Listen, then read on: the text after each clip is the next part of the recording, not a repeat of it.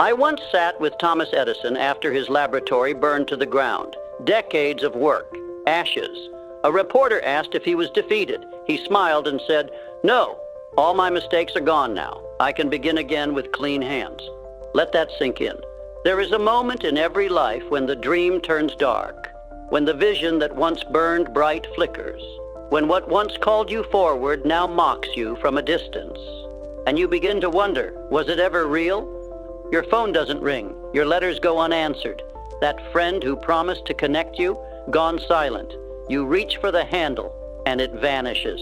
The flame in your chest, it starts to flicker like a dying match. That moment isn't failure. That moment is the test. This isn't punishment. It's preparation. And the louder the silence gets, the closer the breakthrough. What if the moment you feel furthest from your dream is the moment you're standing right on top of it? What if silence isn't failure? It's the universe holding its breath, waiting to see if you'll flinch. Every great thing you seek will ask something of you.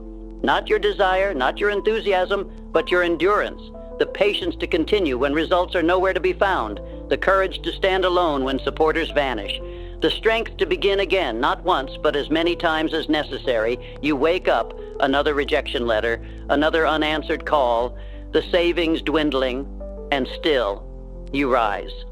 That's the test. The universe watches what you do when no one believes in you. It listens to the sound of your steps when the road vanishes beneath you. It asks, will you move anyway? Most confuse resistance with rejection, delay with denial, silence with no. They misread the signs. I've studied success for decades. I've interviewed over 500 of the wealthiest, most accomplished individuals alive. And do you know what separates them from everyone else? Not intelligence, not connections, not luck. It's their response to the void, to the emptiness, to the time when nothing seems to be happening. I remember Andrew Carnegie telling me about the day his railroad venture nearly collapsed. Investors pulled out overnight. His reputation hung by a thread. He told me, "Hill, that morning I stood at my window ready to jump. By evening I had crafted the plan that would save everything. The same day. The only difference was my decision." Henry Ford faced bankruptcy 5 times before his motor car company succeeded. 5 complete failures. 5 moments where a reasonable man would have quit. But Ford wasn't looking to be reasonable. He was seeking to be exceptional. You say you want greatness. Life asks, do you still want it when no one claps for you? When the check bounces? When the partner leaves? When the crowd disperses and you're standing alone with your dream? Will you still guard it with your life? I have stood in that darkness myself. Broke. Doubtful. Once I sold my last possessions just to eat. The silence of those moments, it cuts deeper than any knife. I know what it means to wonder if the dream was ever real at all. But here's what most never realize. That moment of absolute darkness, when you feel farthest from your goal, when the defeat seems most certain, that is when you're being forged into the person who can actually receive what you've asked for. The dream isn't just asking what you want. It's asking what you'll walk through hell to keep. Have you ever watched someone quit one day before their miracle arrived? I have. They never knew how close they were. Just inches from the gold, they dropped their shovel and walked away. Why? Because they couldn't see through the dirt. They couldn't feel how close the treasure truly was. The treasure isn't in some far-off land. It's buried inside the person you must become to unearth it, like the caterpillar that must dissolve completely before becoming a butterfly. You too must endure the darkness of your own transformation. The caterpillar doesn't just grow wings. It must first surrender to absolute dissolution. Every cell must break down before reforming. In that cocoon, the caterpillar becomes liquid, unrecognizable even to itself. That's what's happening to you right now. You aren't dying. You're transforming. But transformation rarely feels like improvement in the moment. It feels like destruction. This is why the struggle intensifies before the breakthrough. The universe isn't telling you to quit. It's stripping away everything that isn't essential. Think of a sculptor. The masterpiece isn't created by adding marble. It's revealed by removing everything that isn't the statue. The master doesn't add, he removes until only truth remains. Could it be that the universe already said yes, and is just waiting for you to become the person who can receive it. And so the walls close in, the wind turns against you, people fall away, your friends stop asking about your dream, your family suggests something more realistic. That's the test. You're left with you, not the performance, not the mask, just you. That's the moment most people collapse, not because they're weak, but because they never expected the test to feel so personal. Remember that night you stared at the ceiling, wondering if you should just give up? Wondering if the voice of doubt was right all along? That wasn't the end. That was the interview. A man who receives the crown before he's earned the calluses will ruin the kingdom. So life delays, life disrupts, life tests. Not to stop you, but to make sure you were never stopping yourself. The ancient alchemists understood this. Before gold could emerge, the base metals had to endure the fire. The longer they remained in the crucible, the purer the gold became. The fire wasn't the enemy of transformation. It was the only way transformation could occur. Breathe again. If you are still here, still listening, then you haven't failed the test. You're just in the middle of it. And the middle is where most quit, but it's also where giants are born. Imagine carrying a locked box for 10 years, not knowing the key was inside you all along. In the middle, you stop asking the world to go easier on you and start asking yourself to grow stronger within it. That's when the transformation begins. That's when you stop being the victim of your circumstances and start becoming the architect of your reality. Most people carry a matchstick and call it a torch. They wonder why the cave remains dark. But the true seeker knows. Darkness isn't absence. It's the canvas upon which the light will dance. I once knew a man who lost everything. His business, his home, his reputation. For 3 years he lived in complete obscurity, nearly homeless. But in that darkness he found something unexpected. Himself. Not the version worried about impressing others. Not the version chasing validation. But the authentic man who'd been buried under expectations.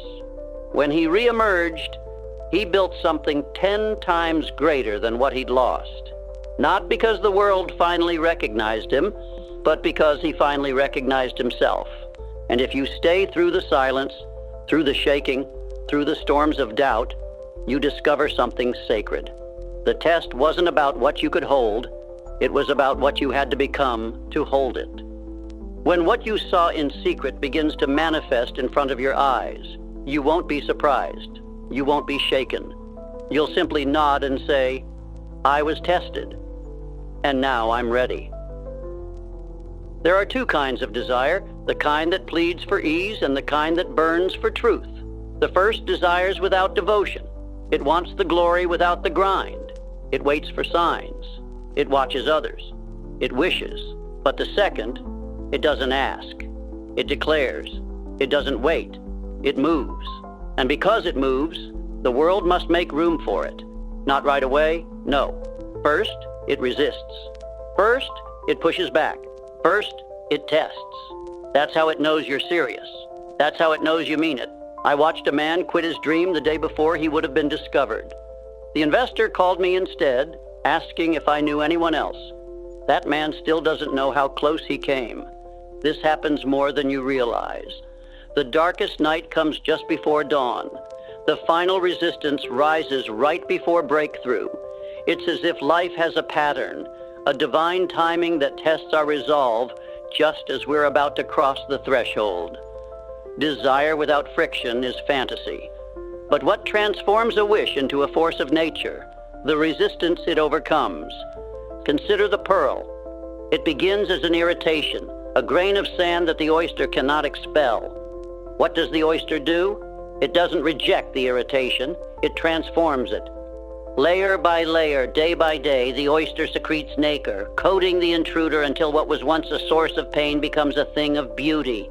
Without the irritation, there would be no pearl. Your obstacles aren't punishments. They're opportunities for alchemy. The universe isn't cruel. It's discerning.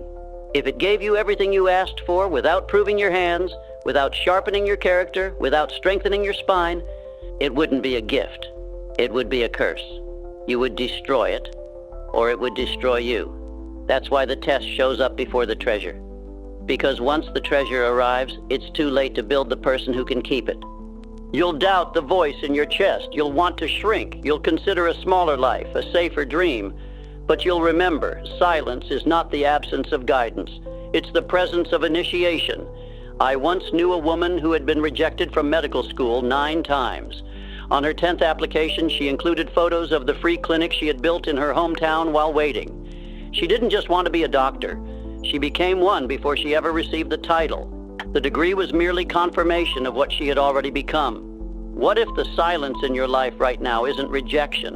What if it's the space needed for you to become the answer rather than just receive it? The old self will fight to stay. It will scream through fear. It will whisper through doubt. It will offer you 1,000 rational excuses to quit. That's the final test. Not what the world throws at you, but what your own mind conjures when it senses you're about to become someone new. It will try to pull you back, into the familiar, into the safe, into the version of life that doesn't challenge you, but doesn't fulfill you either. Destiny doesn't answer knocks. It opens for wrecking balls. The fire isn't your enemy, it's your invitation. And when everything around you starts falling apart, your relationship strained, your bank account drained, your confidence waned, what's happening is sacred dismantling. You were imagining a reward, but the universe is handing you a rebirth. That's why it hurts. That's why it's heavy. Because it's holy. Have you ever watched a building being renovated? First, the demolition crews arrive. They tear down walls. They rip out wiring. They remove everything that's outdated, weak, or no longer serving the new design. To someone passing by, it looks like destruction, but the architect sees it differently. This isn't ruin, it's preparation. You can't build the new on a compromised foundation. And most miss it. They mistake the construction site for a collapse. They run before the walls go up.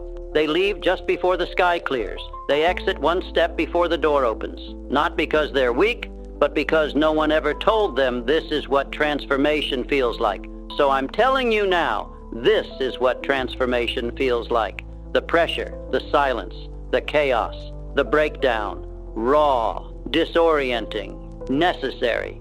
The antidote to doubt isn't certainty, it's conviction. The waters don't part until your feet get wet. The path doesn't appear until you start walking. Your readiness isn't measured by how prepared you feel, but by how willing you are to act despite the feeling. Moses never saw the promised land until he walked through the desert. Noah never saw rain until he built the ark. Every visionary in history looked crazy until they were proven right, and then suddenly they were called geniuses. Just breathe. You are not being punished. You are not off track. You are in the crucible, being forged into someone unrecognizable, to yourself and to your limitations. The world is asking, do you really mean it? And your answer isn't what you say. It's what you do next. Because how you act now determines who you become. And who you become determines what becomes available to you. That's not motivational fluff. That's cause and effect. That's spiritual mathematics. When you understand that, not with your head, but with your bones, then the test loses its teeth. You no longer fear the pain. You recognize it, you rise through it. And rising is exactly what comes next. Because when you rise into resistance again. But now you meet it differently. You don't run. You don't shrink. You don't ask why it's hard. You know that's the cost. Consider the salmon. It doesn't just swim with the current. It doesn't choose the path of least resistance. It swims upstream against impossible odds, returning to its birthplace to create new life. The struggle isn't separate from its purpose. The struggle is the purpose. This isn't just about what you get. It's about who you are becoming and who you are refusing to remain, because growth is not always a gain. Sometimes it is a refusal to return, to doubt, to delay, to explain your weakness when you were built for strength. So what will you do when the test comes again? When the world grows quiet, when the path grows dark, when doubt stands before you like a wall? You'll remember this moment, this knowing, this flame. Others will fall away, not because they are bad, not because they are weak, but because where you're going, this next chapter doesn't require permission. It demands embodiment. And you will keep going, not because you have proof, but because you finally have peace. And peace is power without permission. Peace is when you no longer ask the world to validate your knowing. You simply act from it. That is what the test was trying to give you all along. Not the prize, but the person, because only that person can handle what's coming next.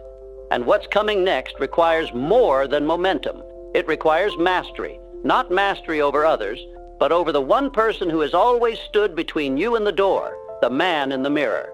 The true battle has always been between the version of you that believes and the version that doesn't, and both of them speak. One in faith, one in fear. One says, "It's already done." The other whispers, "Not yet, not for you." And whichever voice you obey becomes your life, not your circumstance, not your luck, not your timing, your obedience. That is why the next level requires more than action. It requires awareness. You must know the voice of the liar. You must recognize the mask of the saboteur, because it never comes yelling. It comes gently. It sounds like reason. It sounds like protection. It sounds like you, but it isn't. It is fear, dressed in familiarity, doubt, wearing your name. It is the past, pretending to be your instinct. And if you do not call it out, you will build a future based on a blueprint written by your wounds. I've spent years studying the human mind, and I can tell you with certainty, most people never realize they have two voices within: the voice of their highest potential and the voice of their deepest fear. They sound remarkably similar at first, but one leads to expansion and the other to contraction. One creates, the other destroys. And the voice you feed is the voice that determines your destiny. I once watched a woman walk onto a stage with trembling hands. No introduction, no credentials. The judges looked bored, ready to dismiss her, but she sang anyway, voice shaking at first, then powerful, then transcendent. By the last note, they weren't just listening. They were transformed, not because she was ready, because she refused to wait until she was. There comes a time when waiting becomes an excuse, when preparation becomes procrastination, when someday becomes a prison. And in that moment, the only freedom is action. You carried embers through the storm, you built strength in the shadows, and now you burn. Your waiting is over, your watching is done, and what comes next is already happening. This time when you reach, it doesn't vanish. It opens. The test is finished. The fire is lit. And what's left standing is the one who never left.